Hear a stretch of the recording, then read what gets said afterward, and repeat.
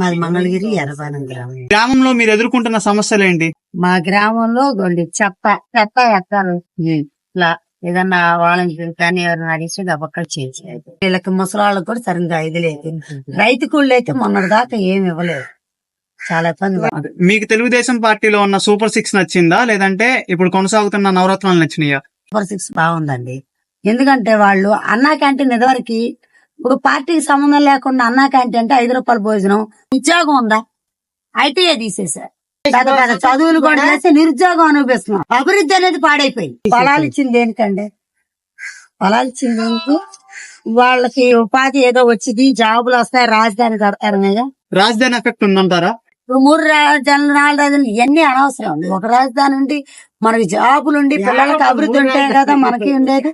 మరి ఇక్కడ లోకల్లో ఎవరు గెలుస్తారు అనుకుంటున్నారు? మీరు ఉపాధి లోకేష్ గారు వస్తేనే బాగుంటుంది ఎమ్మెల్యేగా.